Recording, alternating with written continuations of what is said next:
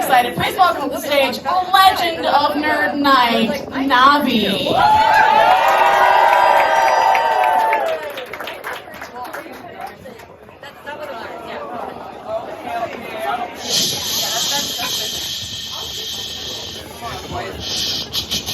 Voice of a generation. Music shelters gender rebellion from those who seek to abolish it. In music, drag is not an aberration, but a form of play. Women can sing with masculine bravado, and men can adopt transcendent femininity, poses that were dangerous to display off stage and outside the recording studio. Sasha Geffen, author of How Pop Music Broke the Gender Binary.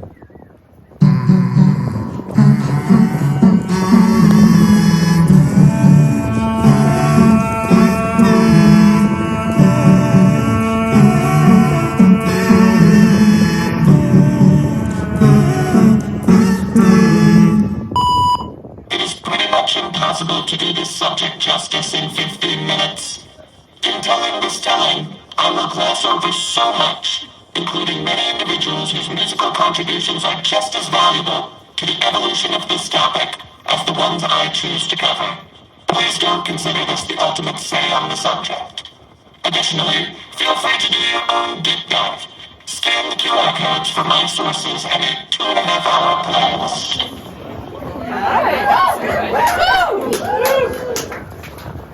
We're figuring out this clicker, don't worry. Hello everybody, how you doing?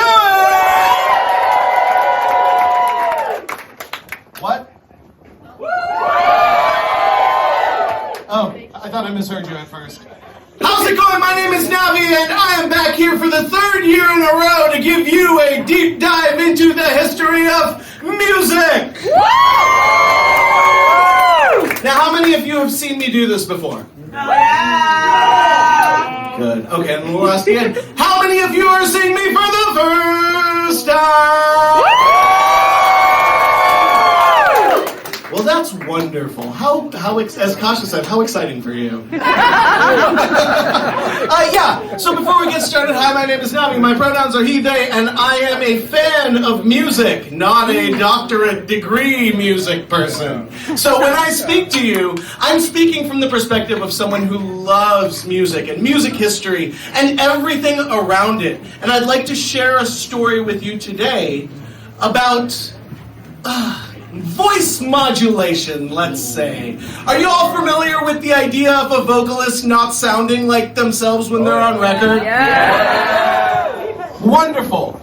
Did you know that for hundreds and hundreds of years, there was a church-sanctioned sex change third gender? Yes. Oh, some of you do know. How exciting for them.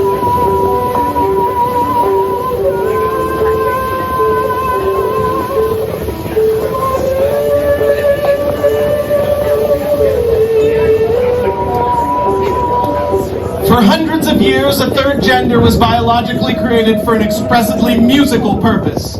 From the 16th century until the early 20th century, castrati sang in a third voice, neither male nor female. Castrated before puberty so that their voices would never drop, these singers paired the unthickened vocal cords of the soprano with the deep lung capacity of the baritone, resulting in a distinctively androgynous vocal quality.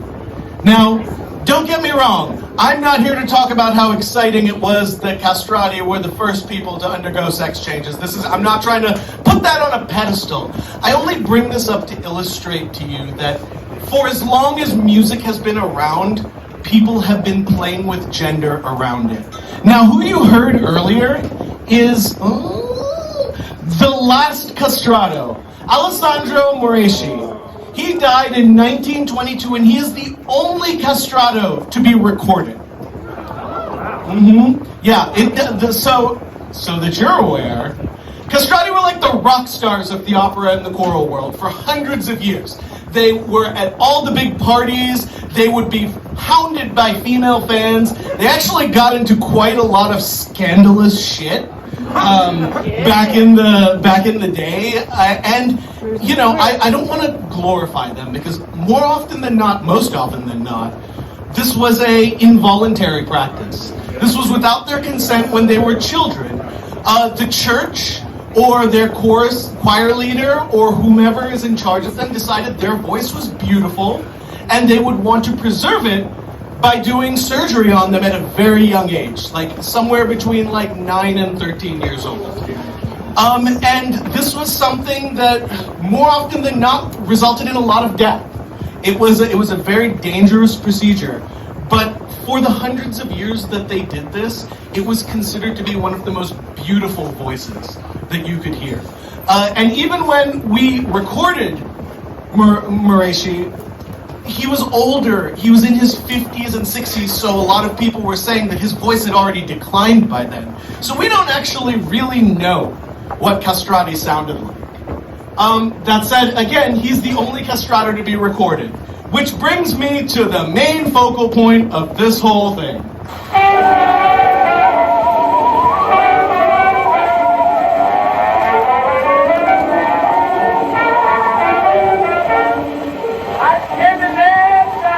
I'd like to go to the very beginning of the recorded music era and the BD women. So, BD women was a term used by these women at the time, and hate to break it to you, it stood for bull dyke women. And it was women like Ma Rainey, Lucille Bogan, and Gladys Bentley. Lucille Bogan even sang the song Bull Dyke Women's Blues. It's an amazing song. Check the playlist. Use the QR code. These women were all lesbians, out and proud, singing songs about love, and getting recordings and shows and being placed in all of these amazing venues for other people. And you may say, oh, that's amazing. Look at this. In the early 1900s, black lesbians were being given that kind of showcase and spotlight. And I want to caution you against that, because the reality of it is, in pre-war America, major record labels were willing to sell gay records so long as they came from black women whose voices and presences already deviated from mainstream norms. now, the gender-bending vocalist is nothing new. Let's take a quick dive from them forward to Esquerita, Jackie Shane, Little Richard. Let's go even further. Let's talk about Prince. Let's talk about Sylvester. We can talk about Tracy Chapman. We can go even further and talk about Kid Cudi, Big Frida, Janelle Monáe. All people who have created a wall of sonic gender confusion. Now, I very specifically wanted to take a quick trip to the present to make something very clear to every single person in this room right now. And that is that queer music history is black history. We're going to talk about a lot of white people going forward from this, but know that when you're talking about music history, when you're talking about American queer history, you are talking about black history, all right? Yes. All right, where do we go from here? Let's talk about what technology was available in the early days of the recording era. Are any of y'all familiar with these? Yeah. We're going to go through them anyways, so no bonus points for being the star student. All right, we'll start with the vocoder. Now, someone shouted out quite, I guess, jubilantly would be the term, and no one gets excited for the vocoder like that anymore. I do. The vocoder was originally developed at Bell Labs, where they also developed the laser, the talking computer, various other things.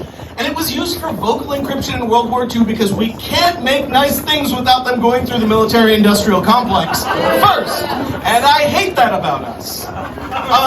However, it was also afterwards taken and brought into music. A lot of the scientists who were working with it were like, this would be fun to play with. And they achieved the sound of a vocoder by applying a modulator signal, which is the voice, for example, to a carrier signal, which is a synthesizer. So you have your synthesizer sound, and you slap your voice down on top of it, and what comes out of the other end is your vocoder sound. I'm going to share with you this very early demonstration of a vocoder. Enjoy, it's creepy as shit. Say she saw me with no expression. Now say it in answer to these questions. Who saw you? She saw me. Whom did she see? She saw me. Yeah, even computers were horny back then. All right, moving on. Nope, too far. Backward. Tape speed. All right, how many of you are familiar with the concept of tape being used to record? We rarely use it anymore, but there was a time that everything was recorded onto tape. And when it was recorded onto tape by studio engineers, they would play around with the tape in the studio. And they started to mess around with things like pitch effects. In the 1940s, they were doing pitch correction on vocals by slowing them down and speeding them up and adjusting them. It's tale as old as time. And it was achieved by tweaking it. In extremes, it can create a sludgy or a chipmunky sound.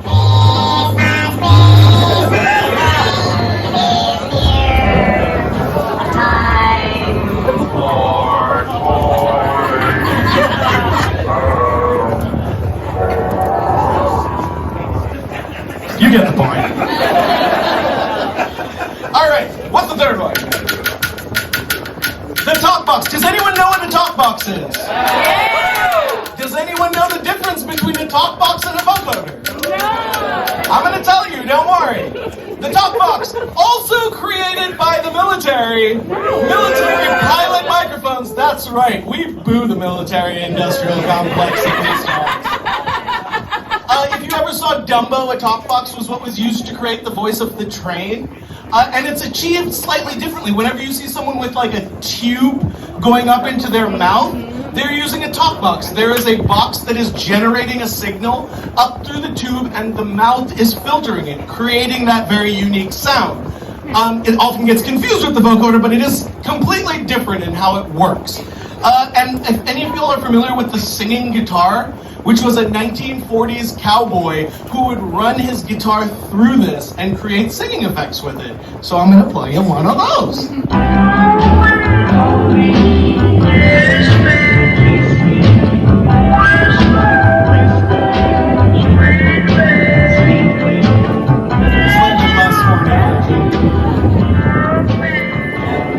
Anyway, so that's cool. These are all really fun toys the military is making. But they're not going to use them for actual good music, right? Well, it doesn't just have to be a joke. Here are some of the early adopters of technology as music. Now, if some of you were here for my very first Nerd Nite talk, you may recognize the first person on this, the lovely and amazing Wendy Carlos. Wendy recorded vocals for the Clockwork Orange soundtrack. We're listening to some of that right now. Amazing, one of the first major trans artists, one of the first trans artists to win a Grammy. An iconic legend of her time, still alive, posting cat pictures on the internet. That is the dream of a trans future. All right, up next we have the weirdly asexual but lovingly autistic Kraftwerk. Make some noise for Kraftwerk.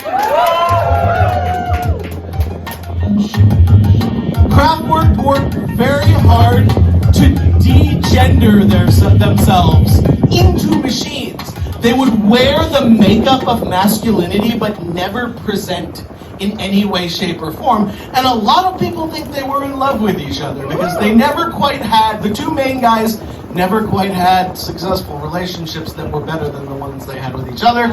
We love that for them. They're still doing their thing. And also you have your early adapters of weird, let's call it like avant-garde music with Laurie Anderson. Some of you may know this song. So you better get ready, ready to go. You can come as you are. I don't know quite how this voice, this filter, got a name. It is an audio drag filter that I've used since 1978. It frees me to use language in a more cut-up way. Laurie Anderson. That's it then! The vocoder is mainstream. It's the 70s and the 80s. It's everywhere. Talk boxes are everywhere. House music has embraced the vocoder, and as a result, gay culture has embraced the vocoder. Make some noise for the vocoder! Some of the artists of the 80s, both queer and queer adjacent, that would use it. Our boy Marauder, Giorgio Marauder, Eurythmics, make some noise for Pet Shop Boys. Yeah, all artists who were embracing and messing around with what it could sound like to adjust your voice. And that's the story of vocal manipulation. Have a great night, everybody.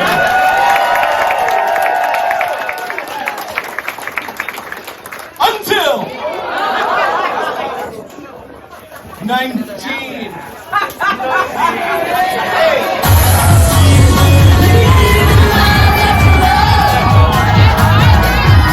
Yeah, make some noise for the sheriff.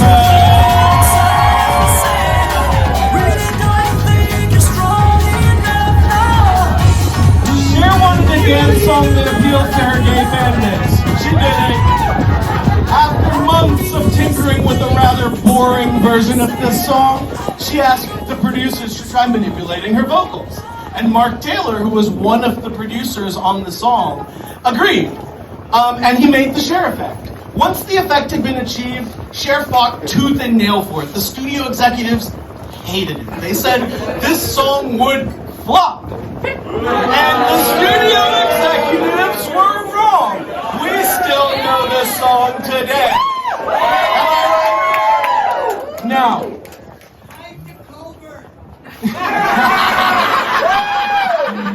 Get wood. Alright, now obviously, to keep the effect secret, the producers lied, and they said they used a vocoder for this, but now we know different. We know it was autotune. Welcome to the birth of autotune, the first major mainstream song to use it. Now, a few things to know. How could something so mundane looking as autotune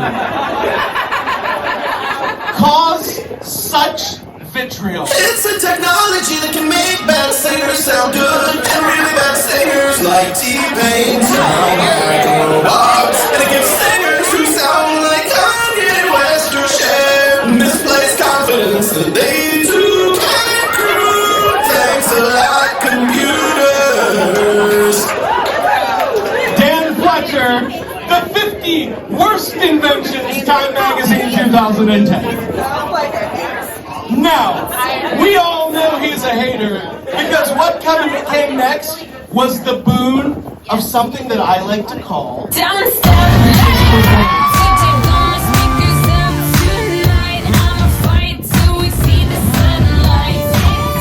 Alright, make some noise for the ladies of the 2000s. Alright, so as we enter the era of the digital voice, it becomes a lot easier for people, bedroom producers, bigger producers, to start messing around with what it means to manipulate your voice. So in addition to like newbies like Kesha, you had seasoned avant-garde veterans like Bjork. Yeah, we love our Icelandic queen. Doing things like this.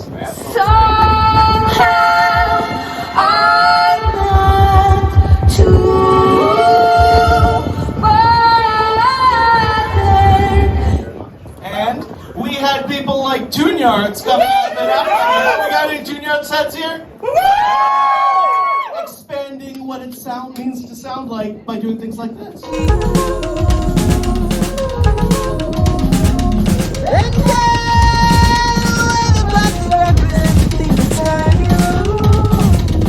Yeah, I'd like to take a moment to know that this playlist has all of these, and these are clips. I encourage you to go discover some new music, alright? Because obviously with this new beautiful world, nothing could possibly come back and bite it in its ass, could it?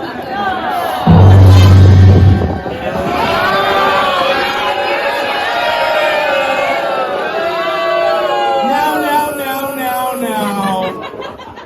If there was any voice that that could truly represent the masculine pushback against the sound of auto-tune and the digital voice.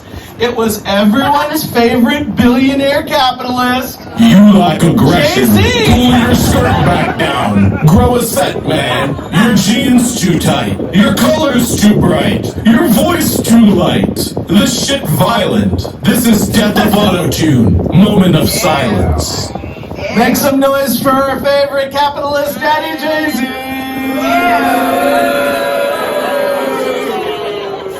Now ask yourself, was Jay-Z right? Jay-Z was wrong. Fuck billionaires. All right. And so as we get into the 2000s and the 2010s, you'll see a lot of black hip-hop and R&B artists embracing their feminine side through use of auto-tune and the vocoder and stuff like that. Artists like Frank Ocean.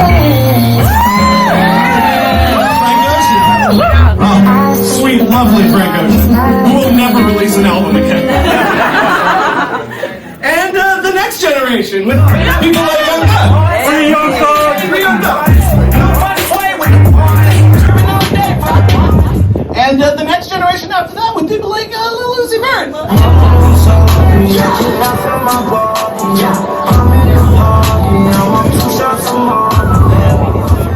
Who were on the forefront of breaking the gender norms of hip-hop in a lot of ways, whether or not they identify as queer, which I do believe everyone on this in some way does. It was making way for these new artists to come out and be who they are and be their voice on record in front of people. And no one personifies this better than my favorite shitposting meme lord, Grammy Award winning.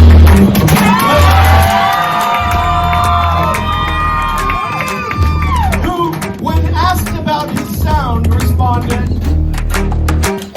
I feel like I'm opening the doors for more people, that they feel more comfortable being out, especially in the hip-hop community.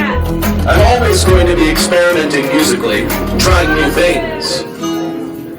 Now, speaking of the internet and trying new things and experimenting constantly, let's get into the final portion of this. Pushing the limits. The chaos trans voice. And the little gender euphoria on the internet. Transness and the DIY praxis of queering gave birth to what I, alongside some fellow musicians and theorists, like to refer to as chaos trans aesthetic. Max Schaefer, author of Modulation and the How many Chaos of you know a Trans. chaos trans? Y'all should get out here. Now, chaos trance is a modern internet form of music that runs the gamut of a variety of hyperpop and internet artists. People who are not necessarily trans-identifying, but trans-adjacent, like Charlie XCX.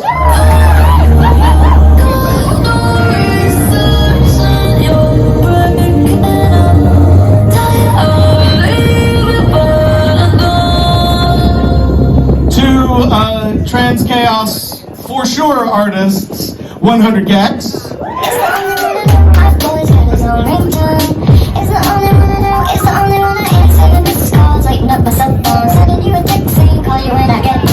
To the problematic, but let's still shout her out in some way, shape, or form, Kim Petras, sure.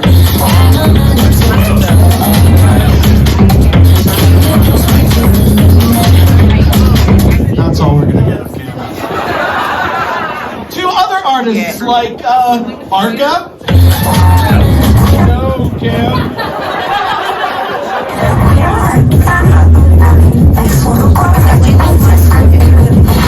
To Dorian Electra.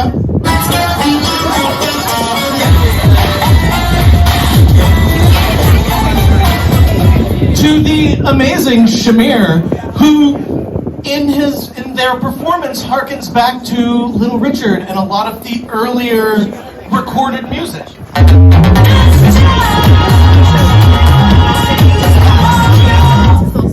Now, I cannot end this conversation about hyperpop without talking about my queen.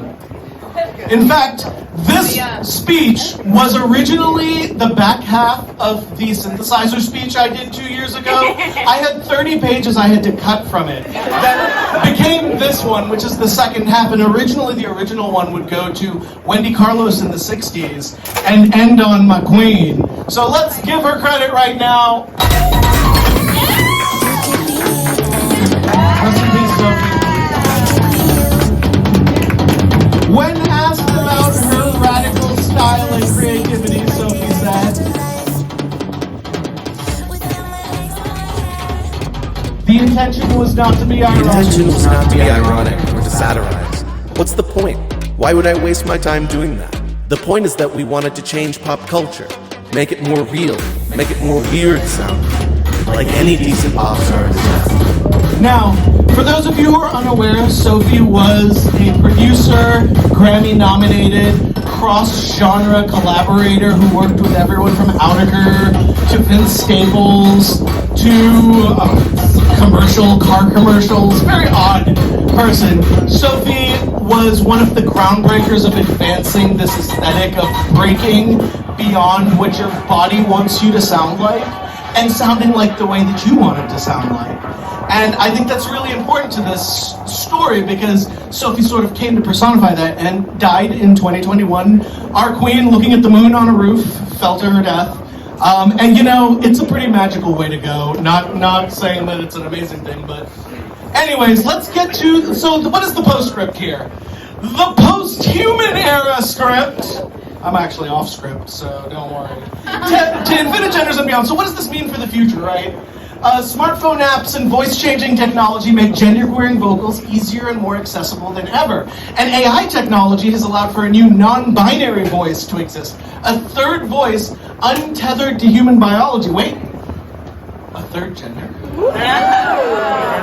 So it comes full circle in some ways, where enforced third gender in music was religiously enforced, and now we're at a point where artists can discover and find out about themselves using their own tools to sound the way they want to sound without being limited by what their bodies may want to do.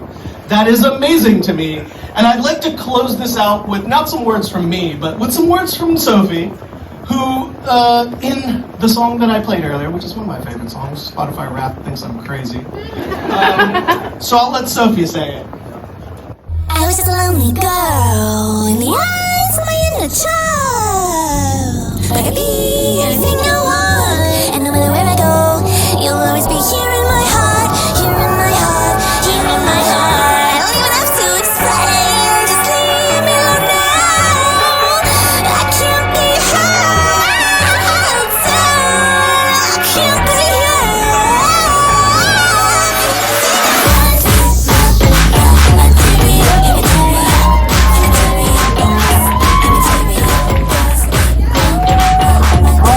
Thank you all so much. How do I do on time? I can take 3 questions. All right, I got time for short questions. 3 questions. What's up? Who's got questions? Shout them if you got. No, don't do that. Who? Raise hand. I can't see. I have such bad vision. Let's start with you in the that. Yes. What type of music do you make? I make all sorts of things. I've played here in DC9 in the past with a psychedelic punk rap group. I produce video game remixes and I compose music for theater mostly. So a variety of things. Yes, over there, you in the tall. You quote Sasha Geffen several times in the beginning. Yes. Who they are? Sure. So Sasha Geffen is a music journalist who has written an amazing book that has some amazing essays around the history of artists breaking the gender binary. Again, if you go to that QR code, or I will post image about it, all the links to Sasha's essays are there. Please read through them. It is wonderful pages of really interesting analysis. That a good portion of this was me just going, oh yeah, that was cool. I should be sure to bring that up and credit it because I ain't trying to get H-bomb guide. All right, one more. Who got it? Oh, even taller. Oh yeah. So it's in the bottom corners there. We'll also put it in the post-show email. Yes, that too. And there's a 2.5-hour playlist of music in there as well, so please go check that out. Thank you again so much. My name is Navi. Have a great